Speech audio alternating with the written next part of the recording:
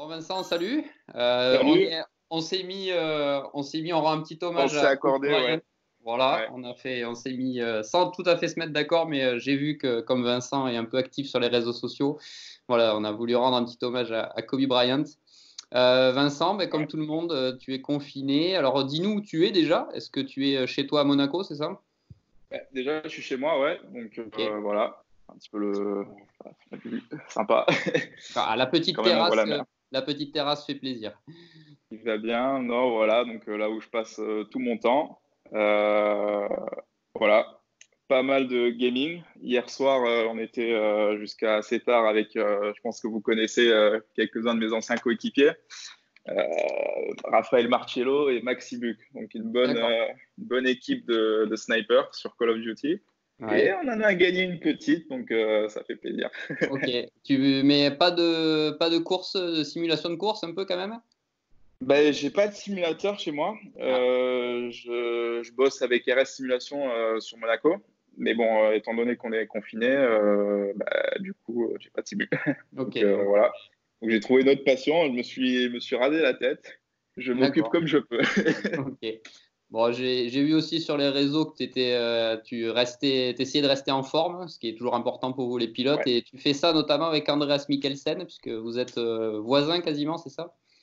Exactement, c'est mon voisin, donc c'est vrai que j'ai un peu du mal à me motiver tout seul à faire du sport, en tout cas à me mettre dans le rouge. Et c'est vrai qu'avec quelqu'un comme Andreas qui est sportif et qui aime aussi le challenge et qui aime un peu la compétition, ben, on a trouvé ça ensemble. Et c'est vrai que ben, on est voisins depuis un petit moment maintenant. Et même si on a toujours fait ça plus ou moins, maintenant on essaie de le mettre un peu sur les réseaux vu que bah, la situation est un peu calme, on va dire, pour nous, les pilotes, et pour le monde en général. Donc voilà, on s'occupe comme on peut et dans les mesures auxquelles on a le droit, donc tout en étant safe, parce que je pense que c'est le plus important. D'accord. C'est une nouvelle routine à mettre en place au niveau de l'entraînement, où tu arrives quand même à garder un peu les habitudes que tu avais en temps normal, on va dire. Bah, j'ai mon coach sportif Yann Lejeune qui nous suit depuis enfin qui me suit depuis ouais, depuis très longtemps. Il nous a mis un espèce de petit programme en route à respecter à la maison. Donc bien sûr il y a des trucs que on peut pas faire vu que lui il a des infrastructures hein, quand même assez développées dans son studio training qu'il a mis en place. Mais bon, on essaye de s'adapter, quoi. Je pense comme tout le monde, on s'adapte. Donc voilà, sur le balcon ou juste en bas de la maison, on a un petit spot où on peut faire un peu des trucs avec des élastiques et des poids. Donc voilà, ouais, on s'adapte et on essaie de garder le moral. Ok. T'as été vraiment pris de court par ces annonces de confinement ou t'étais déjà toi rentré à ton domicile, t'étais pas en séance d'essai, non? Parce que je sais que t'étais aux essais du GT World Challenge, mais ça s'est très vite accéléré en fait un peu après quoi. Bah écoute, ouais, pris de court, je pense qu'on l'a tous été un petit peu.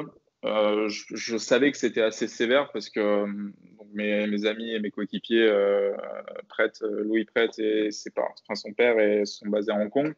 Donc je sais que là-bas la situation est arrivée un petit peu avant que dans nous. En Asie, ça a été extrêmement impacté. Donc je savais que tôt ou tard ça allait arriver ici. À ce niveau-là, peut-être pas, et de cette manière non plus. Enfin, on va dire que le monde s'est arrêté en l'espace de même pas 3 4 jours. Euh, voilà, enfin, il y a 2 semaines, je fêtais mon anniversaire. Je pensais pas du tout que ça allait être la dernière soirée que je fais avec tous mes potes. Voilà, moi j'aime beaucoup voir mes amis, sortir un peu, voir du monde. Et c'est vrai que de rester chez soi, bah, tu réalises que voilà, les petits privilèges de la vie de tous les jours que tu prends. Enfin, que tu trouves que c'est normal, mais au final, non, c'est une chance. C'est juste de sortir de chez soi. Maintenant, c'est devenu un luxe. Donc voilà, maintenant, je pense qu'on va tous sortir de ça un peu grandi et changer. Ok. À Monaco, les mesures sont très respectées. On voit qu'en France, des fois, c'est un peu compliqué pour certains apparemment. Bah, écoute, en règle générale, oui. Je pense que c'est dur pour moi de dire parce que je suis vraiment à la frontière et je vois pas le cœur, on va dire, de la principauté, là où les gens vont. Mais D'accord. mon père me dit que oui. Après, je pense que c'est des mesures, c'est aussi il peut y avoir toutes les mesures en place. Il faut qu'il y ait un bon sens collectif, une prise de conscience que voilà, c'est la situation, elle est sérieuse Et que moi, personnellement, je sais qu'avec les choses que je maîtrise ou que je connais pas, j'essaye de pas j'essaye de pas trop faire plus que ce qu'on me dit, quoi. Je respecte, je fais attention et j'attends des nouvelles de gens qui savent plutôt que de faire des théories ou de lire un peu ce qu'on voit sur Internet. Ok. Bon, j'en reviens un peu au sportif. Donc, cette année, tu devais partager ton temps entre Black Falcon et la Mercedes AMG GT3 en GT World Challenge et la Ferrari 488 en GT Open. Ouais. Là, tu as une visibilité à quelle échéance pour l'instant? Parce qu'on voit que tout est annulé. Donc, pour toi, là, c'est vraiment. Il y a une date, tu penses, pour laquelle ça pourrait reprendre? Tu as une vision ou pas du tout? Pour être honnête, j'ai aucune idée. Le plus vite, le mieux, j'ai envie de te dire, mais malheureusement, on n'a pas assez de recul sur ce qui se passe, on n'a pas assez de retour. Donc, pour l'instant, je pense qu'il faut juste attendre et rester préparé. Et voilà, ça peut être dans 3 semaines, comme ça peut être dans 2 mois, donc voire plus. Donc, je sais pas. Je me suis pas mis une date dans la tête. Juste, j'essaie de rester prêt et de m'occuper comme on peut, quoi. Mais non, c'est vrai, tu l'as dit, j'ai un beau programme cette année. J'étais vraiment très content en début d'année enfin, ça s'est signé assez tard avec la Qualcomm, mais j'étais très content de ce programme. Je pense que c'était un très bon mélange. J'avais aussi l'opportunité d'être libre sur d'autres courses, donc j'avais quand même pas mal de contacts pour d'autres trucs après. Et c'est vrai que je pense pas que c'est en train de tomber à l'eau, mais il y aura sûrement des opportunités en fin d'année du fait que je suis pas lié à un constructeur. Et je pense que dans cette situation-là, ça peut être un gros atout à la fin de l'année sur des bons volants et sur des bonnes courses. Donc voilà, je reste prêt, je garde contact avec pas mal de gens pour la suite. Donc voilà, j'essaye de tirer mon épingle du jeu dans cette histoire un peu du jamais vu, quoi. Enfin, très rare. Et comment tu vois la suite justement avec ce calendrier qui va être assez resserré sur quelques mois, on va dire, pour la deuxième partie de 2020? C'est quelque chose qui sera compliqué, tu penses, pour et les pilotes, les écuries, les promoteurs? Tu penses que ça va vraiment être compliqué pour vous à gérer? Ou au final, il y aura un élan positif pour tout le monde? Tu le vois peut-être plus comme ça?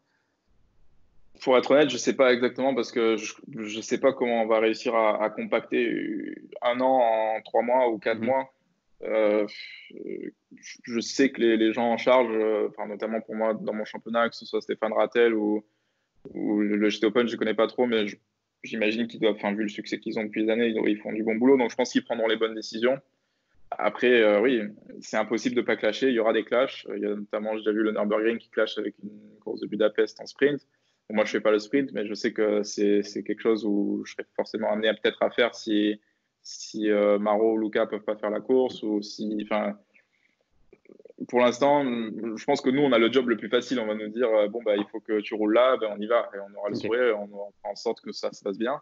Après, c'est vrai que pour les gens en charge et les gens qui ont toute une équipe à prendre en charge, un championnat, voire même plus, tous les circuits, c'est tellement plus que nous qu'au final, moi, je pense que on n'a pas trop d'autre mot à dire pour juste être solidaire et faire ce qu'on nous demande quand c'est bon. D'accord. Je crois voir sur le côté que tu as un casque. C'est le casque de cette année ou c'est un ancien? Alors, on est en atelier un peu. Alors, ma table est un peu en bordel, excuse-moi le mot. Il y a Pas des de cours souci. d'italien aussi. Je suis en train de prendre des cours un peu d'italien parce D'accord. que j'ai pas envie qu'on me dise des trucs et que je comprenne rien. Ça va me saouler Ce qui cette est une année. bonne chose. Chez AF Corset, donc j'ai hâte de les rencontrer. Mais voilà. Donc là, non, ça, c'est mon casque de l'année dernière. D'accord. Donc, qu'on reconnaît avec le chrome, avec les bandes rouges et le soleil levant comme Mhm. d'habitude. Derrière, tout pareil. Et cette année, donc avec Adrien Pavio, que vous connaissez bien, parce que je pense que vous avez fait une rubrique ensemble il n'y a pas longtemps. Exact. Adri, qui est un très bon pote à moi depuis le tout début du sport auto, on avait D'accord. décidé un peu de changer. J'avais toujours aimé les casques blancs. Ok. Donc, on a décidé de partir sur le même design, mais sur un truc vachement épuré, très blanc, très, très clean. Et j'adore, enfin, honnêtement, c'est mon préféré, j'ai envie de dire.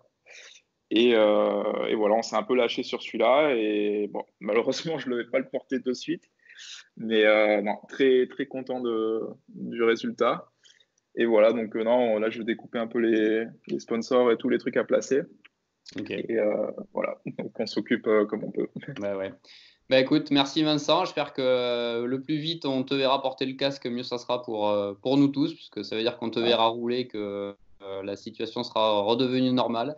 Et d'ici là, prends soin de toi et de tes proches. Et puis, on se tient au courant, évidemment, pour la suite. Toi aussi, Pierre, merci. Et puis voilà, je pense qu'il faut juste qu'on soit tous solidaires, patients et intelligents dans ces moments. Et on espère se voir tous sur un circuit bientôt. Exactement. Cool. Ok.